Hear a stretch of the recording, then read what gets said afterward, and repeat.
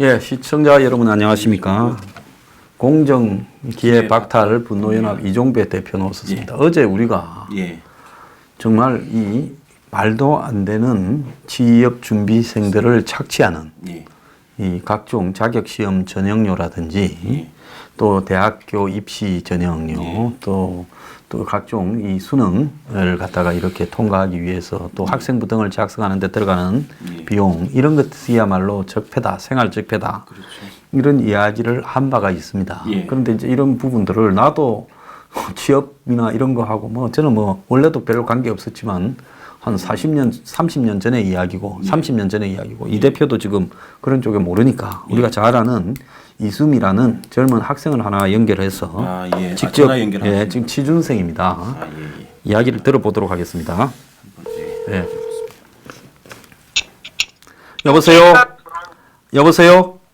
여보세요? 예, 요즘 그 취업 준비에 고생이 많으시다고요? 네, 네. 예. 그 오늘 우리가 이 전화를 연결한 이유는 지금 우리 사회에 취업을 준비하는데 돈이 너무 많이 들어간다. 네. 예. 그리고 또 특히 이런 어떤 각종 그 의학이든 자격 시험을 이렇게 스펙으로 내야 되지 않습니까? 그렇죠. 예, 그런 데에 대해서 좀 의논해 보려고 하는데요. 지금 취업 준비를 하기 위해서 가져야 될 이 자격이 필요한 시험을 봐야 되는 게 몇 개쯤 준비를 하고 계세요? 저는 우선 영어랑 예. 중국어랑 그리고 요즘은 그 컴퓨터 자격증도 되게 필요하거든요. 예, 예. 영어, 중국어, 컴퓨터. 예. 네. 그런 식으로 영어는 자기가 필요한 거 분야에 따라 다 달라요. 아, 그렇습니까? 그러면 영어는 뭐 영어도 보니까 회화 자격 시험이 있고 무슨 뭐 토익, 토플이 있고 여러 가지가 있는데 한 개만 보면 됩니까? 아니요, 요즘은 한 개로는 안 되는 것 같고 예. 회화 토익은 거의 대부분 친구들이 보고요. 그리고 회화 시험도 거의 다 봐야 되는 것 같아요. 다 요구를 막 하고 있어서 요즘 예, 회화 실력을 요구를 해가지고. 그러면 이 토익이나 회화 시험은 그 얼마 합니까? 시험료가, 전형료가? 7, 8만 원 합니다. 7, 8만 원 합니까? 네, 한 번에. 그러면 또 받다가 내가 700점밖에 안 돼. 이래갖고는 취직이 안 되겠다. 또 점수를 올리려면 또 내야 되지요. 네, 또 다시 내야 돼요. 그 다음에 또 내가 받다가 다른 일을 하다가 그것도 또 시간이 있지요. 1, 2년 자격이 유효한. 시간이 지나면 또, 예? 2년, 보통 2년. 보통 2년이에요? 그러면 토익의 점수를 잘 따려고 또 학원은 다니고 있습니까? 어떻게 하고 있습니까? 저 같은 경우는 예. 인터넷 강의를 신청해서. 그렇습니까? 예, 저희는 인강이 있긴 있어요. 그럼 인강은 얼마나 합니까? 야나도 같은 겁니까? 뭐예요, 그거? 인강은 예. 되게 많은데 인강도 한 10만 원 해요. 10만 원 정도 합니까? 네. 그 다음에 또 회화 시험은 어떻게 준비를 해요? 회화 시험도 제가 인강으로 듣고 있거든요. 그건 또 얼마나 해요? 그것도 인강이 한 10만 원 하고 시험 응시료도 한 7, 8만 원 합니다. 그러면 두 개 합쳐서 이 인강이 20만 원, 또 전형료가 한 8만 원, 8만 원 하면 16만 원. 그것만 해도 36만 원이네요, 그죠? 네. 그 다음에 또 아까 중국어 또 이 시험을 준비한다며요? 네. 중국어는 어떤 시험입니까? 중국어 자격 검증 시험 이런 겁니까? 몇 급? 네, 검증 시험이고 이것도 중국어 회화 시험인데 예. 이것도 한 번 볼 때 7, 8만 원 하고 다 똑같아요. 약간 응시료는. 그러면 중국어 이런 전형 시험은 어디서 주관을 합니까? 주관하는 데가? YBM이라고 저희 나라. 거기서 하는 건 알고 있는데 그거 학원 크게 하잖아요. 영어 학원 같은 거. 네네. 그다음에 뭐 그것도 인터넷 강의 같은 거 하죠. 네. 그럼 그 사람들은 학원하고 그다음에 교재 팔아먹고 저거가 시험도 주관하고 네. 진짜 떼돈을 버네요. 저도 그렇게 생각합니다. 우리 다 때려치우고 그거나 해야 되겠다. 그다음에 그거 말고 또 아까 뭔 자격 시험을 또 본다 했죠? 컴퓨터. 네, 컴퓨터 활용 능력 시험이라는 게 있는데. 그것도 취직하는데 회사에서 요구를 합니까? 네, 요구를 하는 예. 데가 좀 많은 것 같아요. 아, 그 자격 시험을요? 예. 네. 그러면 그거는 저기 어디서, 얼마짜리입니까? 전액료가? 그거는 이 어학 시험들보다는 저렴하거든요. 예. 한 3만 원 정도 해요. 그건 저그럼 해도 비싸네. 한 3만 원 하네요. 예. 네. 그러면, 이거 친구들 중에, 이런, 우리 이승민 씨는 뭐, 저기, 어떤지는 모르겠지만은, 이런 거를 갖다가 전형료를 내고, 인강 비용을 마련하고, 학원을 다니고 하려면, 그 비용도 엄청나게 들겠네요? 네, 되게 많이 들어서 예. 저도 이제 매번 시험을 칠 때 예. 그때 부담도 되고 예. 그리고 제가 시험을 제가 친다고 제가 원하는 등급이 나오는 것도 아니잖아요. 쳤는데 성적이 안 좋으면 또 봐야 될 거 아니에요? 또 공부해가, 그죠? 예, 그래서 그럴 때마다 제가 이제 아빠한테 항상 죄송하다는 말을 하거든요. 아, 참. 그러면 집이 좀 형편이 안 좋거나 부모께서 어렵게 사시거나 이런 학생들은 이런 걸 네. 자기가 벌어서 마련해야 되거나 안 그러면 이런 말 하기가 참 어렵겠네요. 네, 그럴 것 같아요. 예. 참 이런 걸 좀 부당하다고는 생각을 안 합니까? 저는 그렇게 생각하죠. 오히려 예. 좀 가격을 내리는 예. 거나 해야 될 필요는 정말 있는 것 같아요. 너무 비싸서 솔직히 8만 원 돈은 한 번 보는데 8만 원 돈은 너무 아니지 않나. 예. 근데 기업에 들어가기 위한 스펙을 가지기 위해서 그걸 갖다가 공부하는 학생, 이 취업 준비생들한테 예?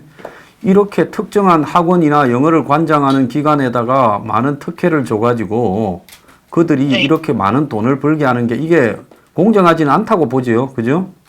네. 어. 근데 어쩔 수 없으니까 저희 입장에서는 예. 그러니까 매번 보는 것 같아요. 아, 어른으로서 참으로 부끄럽게 생각을 합니다. 그 문재인 정권이 그 저기 공정사회를 지향하고 또 생활 적폐를 해소한다는데 와 이런 거는 해결 안 할까요? 그 젊은 여성분들이 많이 좋아하는데. 네. 어. 그러게요. 참 그 취업을 앞두고 있으니까 제가 참 하실 말씀이 엄청나게 많은 것 같은데 이해를 좀 하겠습니다. 네. 이종배 대표 뭐 여쭤볼 거 없어요? 아, 예. 저는 이제 딴 얘기인데요. 그 지금 20대신가요? 네. 아, 30대가 이러면 좀 심각하지. 예. 근데 20대 여성분들이 그 문재인 대통령에 대한 지지도가 좀 높지 않습니까? 네, 아무래도 예, 그래서 그냥 허심탄회하게 뭐 저희는 이제 뭐 진보 보수 이런 걸 떠나서 그 20대 여성분들이 문재인 대통령을 이렇게 지지하는 좀 특별한 이유가 있을까요? 근데 요즘에는 조금 예전보다는 덜 지지를 하는 추세인데. 아, 덜한가요? 예. 예전에는 그 SNS 같은 데서 너무 좋은 모습들이 많이 아. 좋은 모습들만 보여줬어요. 아, 그래서 모습들만. SNS를 많이 하니까 계속 아, 그런 것만 보니까 좋게 인식이 되는 그런 게 더 엄청 큰 것 같아요. 아, 그 네. 이미지가 좋게 보이니까 지지하는 면이 있었다 네. 그런 말씀이시군요. 그거 다 타겟민 공인데. 자, 지금 젊은 사람들은 북한에 대한 이미지. 예. 지금 정권이 뭐 북한에 다 하잖아요. 퍼주고 막 해주겠다 하고. 네. 이러는데 지금 젊은 여성 입장에서 20대 북한에 대한 이런 어떤 그 정권의 예? 이 행동에 대해서는 어떻게 좀 느껴요? 저는 개인적으로 정말 이상한 행동이라고 생각합니다. 아, 정말 예. 네. 현수막 김정은 얼굴로 현수막도 그려져 있는 걸 제가 봤거든요. 어디서 보셨어요? 그 파주 쪽인가 거기서. 참. 그래서 제가 너무 웃겨서 내 아빠한테 어떻게 저럴 수 있냐라고 말한 기억이 있는데 저는 이해가 되지 않습니다. 예, 아주 그래도 정확하게 좀 국가관을 가지고 계시네요. 한 가지 더 예, 질문 여쭤보세요. 예, 그리고 그 이제 기사나 이런 걸 보면 그 네. 이제 문재인 대통령이 어떤 좀 네. 그 20대 특히 여자 어떤 편을 많이 든다. 이게 좀 저렴한 말로 그런 이렇게 분석하는 게 있는데 20대 여성분들이 느끼시기에 실제로 문재인 대통령이 어떤 여성들의 어떤 권리나 어떤 인권을 위해서 뭔가를 하는 대통령이다 이런 좀 인식이 있나요? 보통 이제 친구들이나 이렇게 보시면 아니요, 저는 그것도 그냥 보여지기만 그렇게 보여지는 것 같아요. 실질적으로 피부에 와닿는 건 없는데 이미지가 그렇다 이런 말씀이신 건가요? 네, 저는 그렇게 생각합니다. 예, 그래도 정말 어려운 이런 젊은 지금 취업을 하시는 분들이요 역대 가장 어려운 그런 취업 환경이다. 올해 네. 2019년이 가장 어렵다 이렇게 이야기를 많이 들으셨죠. 네, 그런 것 같습니다. 그 어떻게 취업 준비를 하면 한편으로는 또 이렇게 꼭 내가 좋은데 취업해서 사회적으로 역할을 해야 되겠다 생각이 들지만은 다른 한편으로는 좀 막막하다거나 조금 좀 두려움 이런 것도 마음에 있습니까? 그 두려움이 훨씬 더 큽니다. 참 이 젊은 우리 이 청춘들의 고민을 어른들이 좀 책임 있고 이해를 하려고 노력을 해야 돼요. 마지막으로 네. 말씀드렸잖아요. 그래서 저는 지금 시민사회 그 활동을 하고 있는 사람인데요. 네. 저는 이제 뭐 보수냐 진보냐를 떠나서 뭔가 잘못된 건 자기가 좋아하는 대통령이든 싫어하는 대통령이든 이렇게 잘못됐다라고 목소리를 낼 때 바뀌는 것 같아요. 그래서 지금 취업 부분 같은 경우에도 네. 저는 이제 지금 전화 주신 분한테만 말씀드린 게 아니라 우리 이제 20대, 30대 친구들한테 잘못된 부분은 잘못됐다고 이렇게 뭐 좋아하는 대통령이라도 객관적으로 이렇게 비판을 하고 목소리를 내야지만 사회가 네. 더 이제 밝고 옳은 방향으로 가지 않을까 뭐 그런 말씀을 드리고 싶습니다. 네, 저도 자. 그렇게 생각합니다. 공부한다고 수고가 많으시죠. 자, 힘내시고요. 예. 잘 될 네. 겁니다. 예. 우리 뉴스 브리핑에는 알바하고 간 사람도 아주 좋은 직장에 취업을 했고요. 이렇게 또 전화 통화를 한 사람도 좋은데 취직되게 돼 있습니다. 재수가 좋은 데라서요. 열심히 공부하십시오. 파이팅! 예, 화이팅입니다. 예, 감사합니다. 오늘 수고했습니다. 화이팅! 예. 예. 감사합니다. 예. 예. 자, 그 이종배 대표님, 예. 우리가 예. 입으로만 이야기하면 예. 그 참 현상감이 좀 떨어질 수 있어서 예. 실제로 취업 공부하는 젊은 아. 여성 취업 준비생을 20대 예. 이렇게 좀 연결해서 아우, 이야기를 들어봤습니다. 제가 출연한 것 중에 제일 좋았던 시간 같습니다. 예, 그래서 이 참 앞으로도 이런 식으로 맞습니다. 예. 지금 현장의 이야기를 좀 들어볼 수 있도록 노력을 하도록 하겠습니다. 예. 자, 이제 화제를 좀 전환해서요. 예. 자, 서영교 지금 손혜원이한테 거의 지금 뭐 떡을 좀 해갖고 보내야 되지 않겠어요? 그렇죠. 예. 한우 세트랑 선물을 해야 되는 상황이죠. 이번 설에 서영교는 이 쇠고기를 좀 예. 손혜원이한테 좀 예. 보내야 된다. 예. 접근만 해도 큰 건인데 손혜원이가 이거는 손혜원이가 워낙 이 수소폭탄이다 보니까 서영교 핵폭탄이 묻혀버렸어요. 저는 개인적으로 서영교 건이 더 크다고 봅니다. 개인적으로. 네. 자, 그런데 예. 사법농단을 자행한 건데 그렇죠. 서영교가 무슨 뭐 고시생하고 뭐 문제가 있었어요? 있었죠. 예. 서영교 서영교도 존칭은 빼겠습니다. 예. 서영교가 그 2016년도에 총선이 있지 않았습니까? 예. 그 총선 전에 2016년 제가 이제 2016년 4월부터 예. 사법시험 존치 운동을 했었거든요. 예. 그때 2016년 4월 달이 그때 총선이 있었고 그때 이제 저희가 총선 전에 그 4년 유예 아시죠? 예. 나온 거 아시죠? 이제 그걸 저희가 이제 빨리 4년 유예 법안을 통과시키라고 저희가 막 시위를 했었고 총선이 끝나고 2016년 5월 달에 될 뻔했었어요, 그게. 그게. 그때 서영교 의원이 그 법사위에 있었습니다.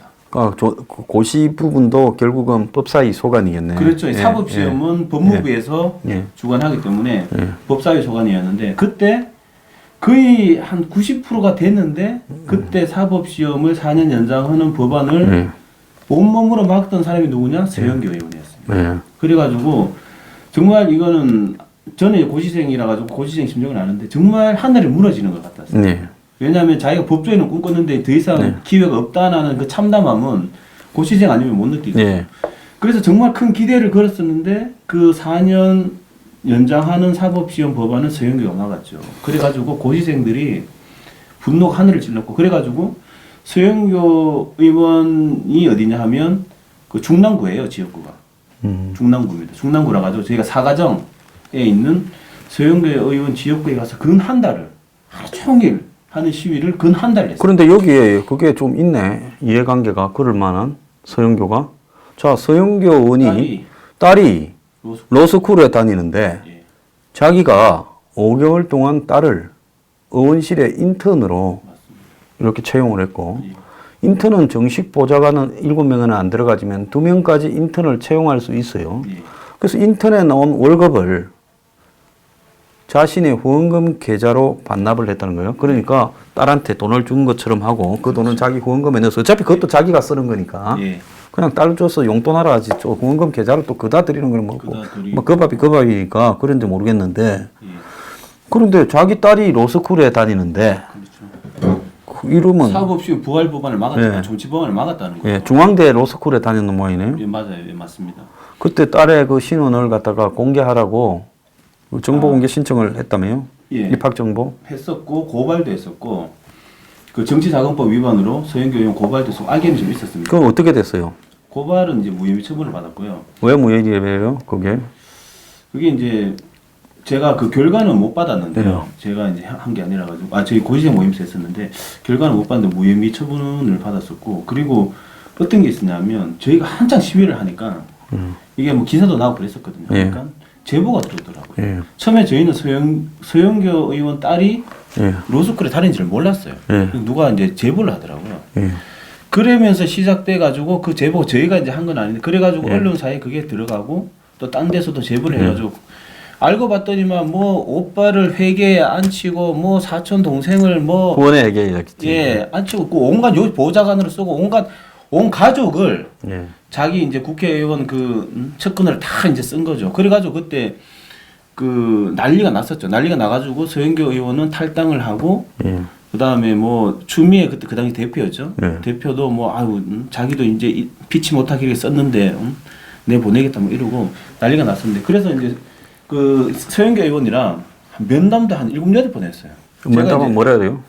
면담을 하러 가면 한마디로 말하면 너네가 이래 해도 안 된다. 그냥 집에 가라 뭐 이런 뉘앙스였고 그 이제 서영교 의원이 이제 그때 했던 말은 뭐냐면 또 솔직하게 어떤 그런 얘기를 했었어요. 이게 거대하게 흘러가고 있다. 그 말은 뭐냐면 기득권들이 거대하게 이래 흘러가고 있기 때문에 뭐 너네들이 한다고 안 되니까 그냥 로스쿨 가라. 뭐 이제 이런 얘기를 했었죠. 이런 얘기를 했는데 그래가 저희가 이제 거의 굴하지 않고 계속 시위하다가 그때 저희가 이제 요구했던 게 뭐냐 하면 법사위에서 나가라는 거였어요. 왜냐하면 법사위에 그 알바끼처럼 떡하니 버티고 있으면 사법시험 법안이 통과 안 되기 때문에 나가라는 걸 요구했었고 하다가 이제 나중에 그때 막 그 전방위적으로 어떤 비리가 터지니까 나중에 못 버티고 저한테 전화가 왔더라고요. 그 법사위 나갈 테니까 좀 시비 좀 그만하라고. 왜냐면 지역구에서 하니까 나중에는 지역구 주민들도 막 굉장히 분노를 많이 썼어요. 서영교 의원한테. 이렇게 형편없는 사람이 지역구 의원이라고 막 저희가 서명도 받고 있을 때 막 줄 서서 서명하고 막 그랬어요. 퇴출 서명을 하고 그랬었는데 그러다가 이제 서영교 의원이 못 버티고 탈당하고 법사위에서도 나가고.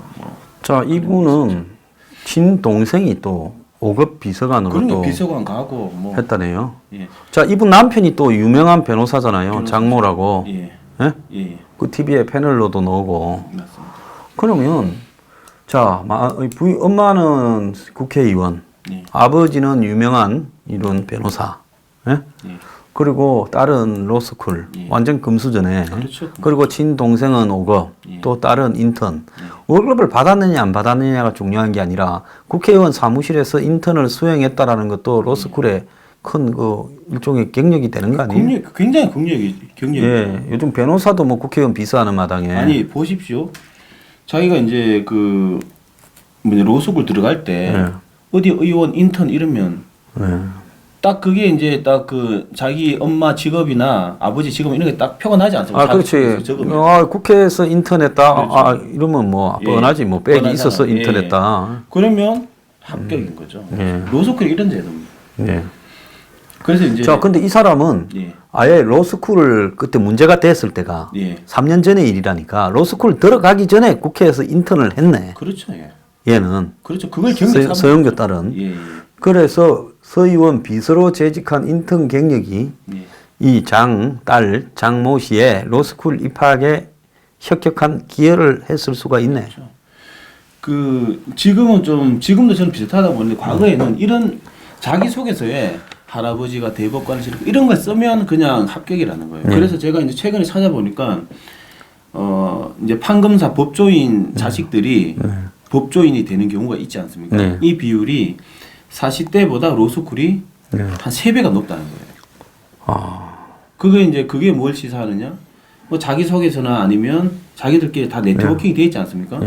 예를 들어 판검사가 그 이제 로스쿨 교수 만나가지고 이번에 내 자식이 어디 로스쿨 지원했다 뭐 이러면 뭐 합격. 자, 서용규는 60년대 나서 80학번에 대학을 다녔고 당시 30대로 386 운동권에 속하지. 지금 586이라는. 그리고 운동권의 코어 중에 코어인 전대협 출신이고 그리고 이제 DJ 때 이제 운동권 젊은이들 많이 들어갈 때 그때 들어갔다가 당뇨로 있다가 이제 국회의원 자리를 깨찾고 남편은 참여연대 사무총장을 지낸 이 장모 변호사고 자 그래 딸을 비서로 채용하고 그 딸이 또 중앙대 로스쿨에 이렇게 들어가서 이 사시 존치 모임에서 1137명이 정보 공개 청구를 했는데 잘 안 됐는 모양이죠. 개인정보라고 이제 잘 알려주질 않고요. 근데 이 사람이 법사위에서 사법시험 폐지를 주도했어요?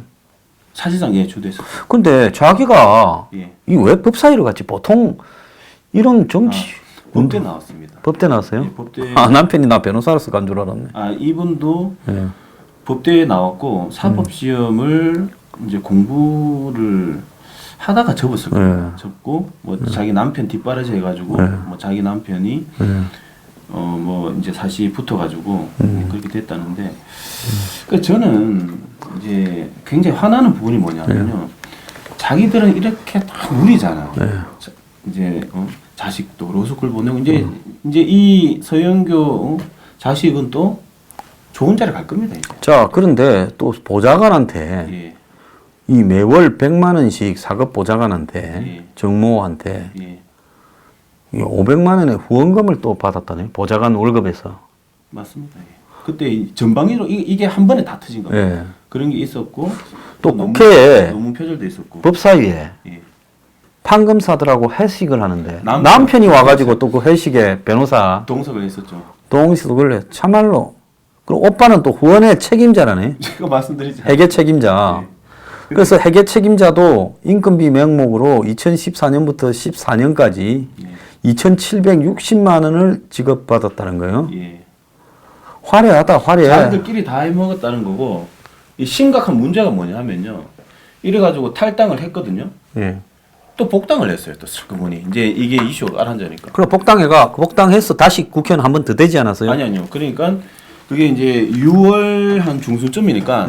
되고 곧바로 터졌구나. 되고 나서 터지고 6월 23일쯤 터졌네. 그러니까 4월달에 선거가 있었으니까. 선거 되자마자 당선되자마자 이게 터져서 탈당했다가 설거머니 또 들어왔죠. 복당을 해가지고 무슨 수석 원내 뭐 부대변인가 뭐 대표가 맡고. 근데 왜 이렇게 비위가 있음에도 요직을 맡느냐?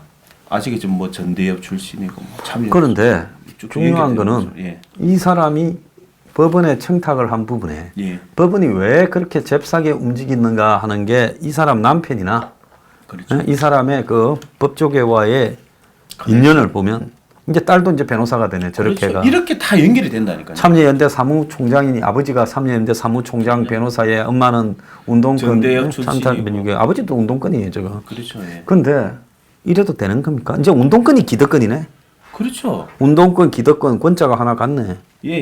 그 노조 중에도 귀족 노조가 있듯이 운동권 중에도 이제 운동권이 이제 상류 기득권 척화가 되어가는 이제 이게 운동권이 진화되어서 그들이 이제 집안이 전체가 상류 기득권화가 되고 그 기득권을 또 자식에게 또 이렇게 물려주고 그 제도가 로스쿨 수시라는 제도라는 겁니다. 그래서 이제 우리는 이제 보통 보면 뭐 강남의 부자 집안이나 법조계 집안에서만 이런 게 있는 줄 알았더만 운동권도 이제 그런 부분들을 타고 가네.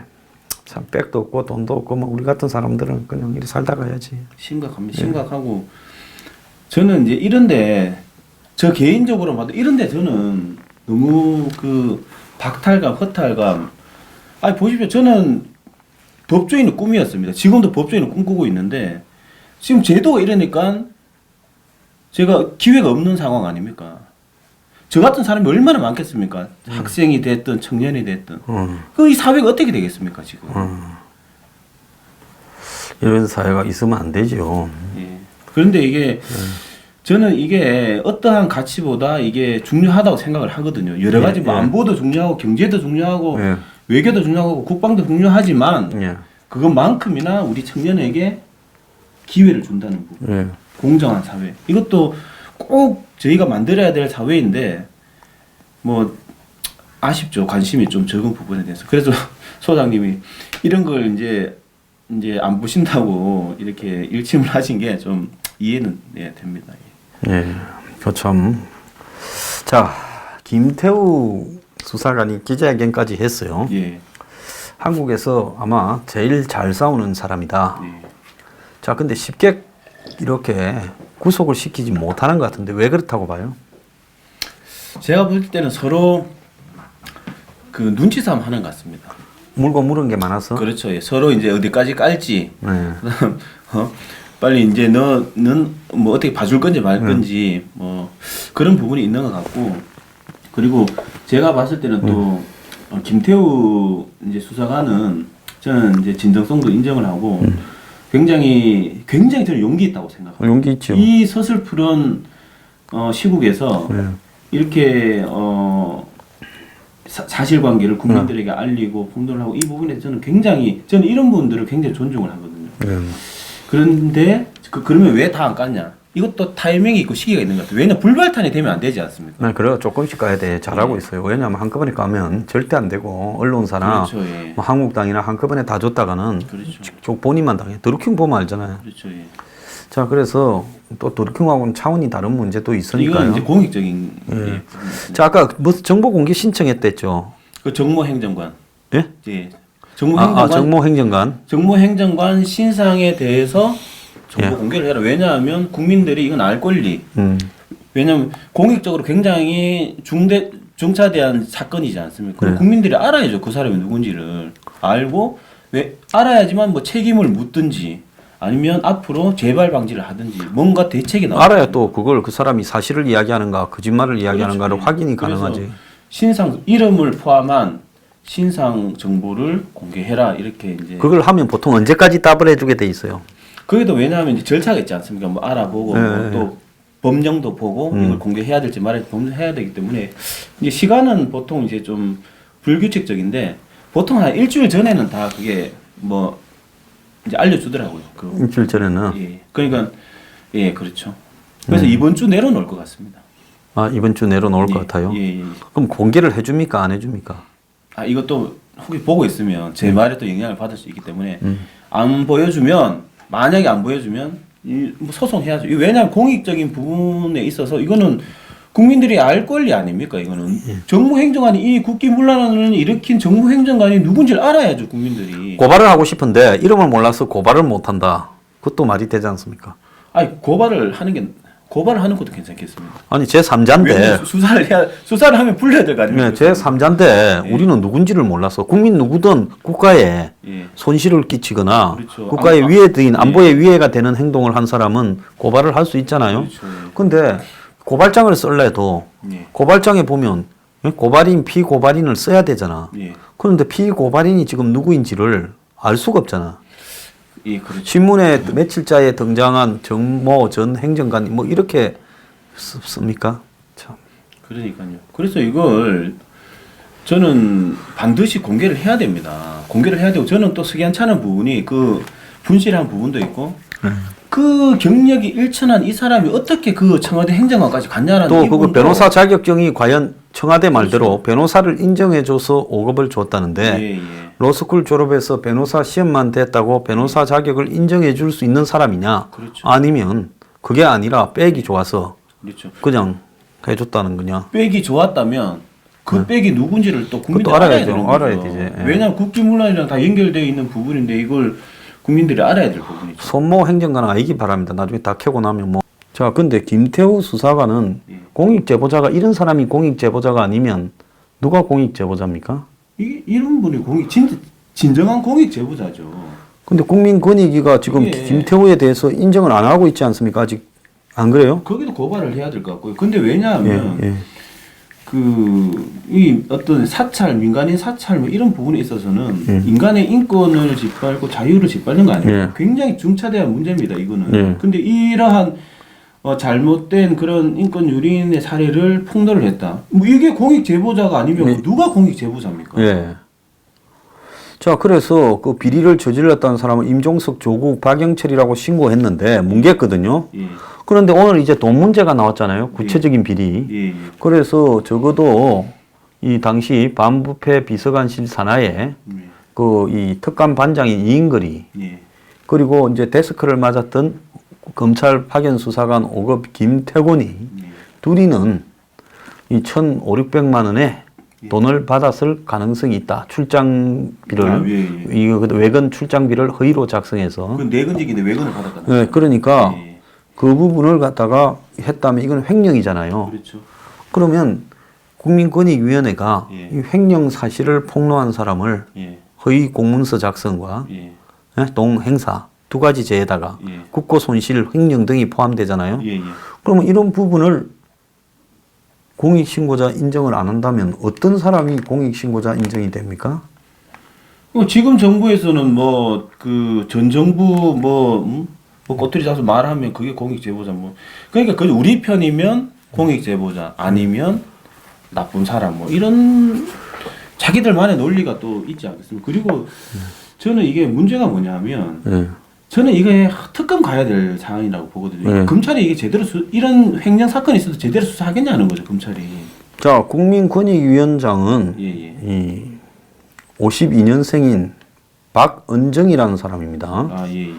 그래가지고 이 사람 보면 경북 안동 출신이고 뭐 또 무슨 뭐 경력을 보면 경기고등학교, 이하여대 법대, 프라이브로크 대학 대학원 법학 박사, 캠브리지 대학 개건연구원 화려하네요.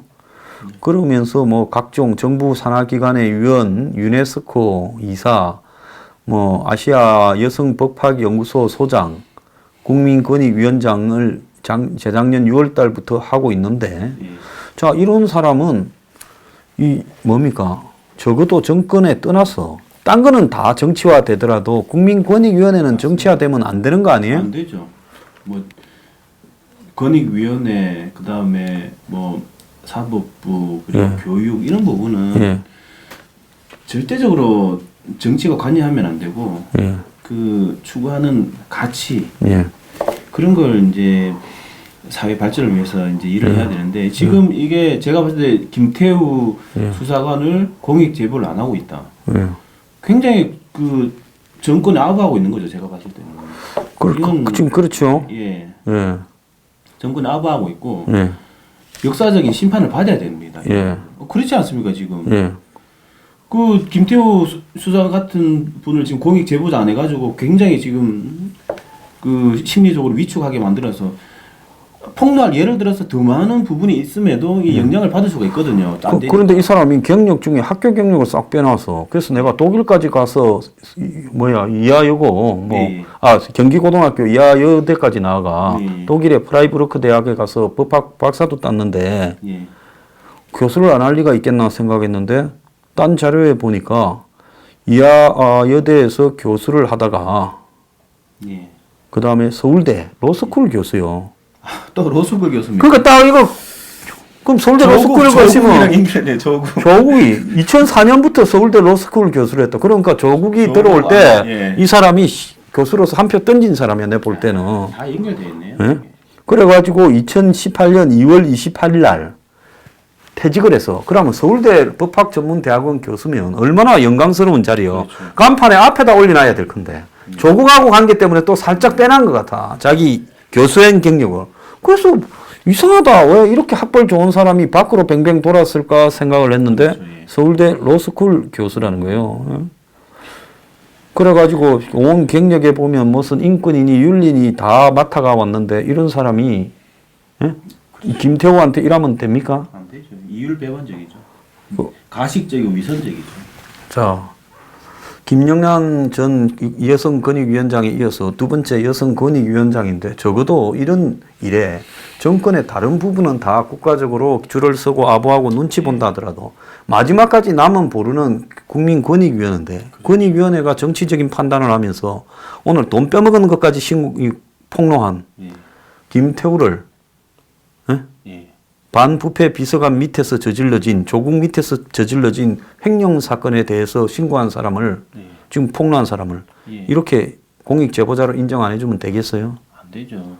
이게 소위 이제 그 사람들이 말하는 적폐인 것이고 그리고 국민들이 이런 부분에 이제 분노를 참을 수가 없는 거죠. 네, 잘 알겠습니다. 오늘 출연해 주셔서 감사하고요. 우리가 뭐 남이 어떻게 하든 꾸준히 이 이야기를 계속해 나가도록 합시다. 알겠습니다. 오늘 출연하셔서 수고했습니다. 감사합니다. 편안한 주말 보내십시오. 좋습니다.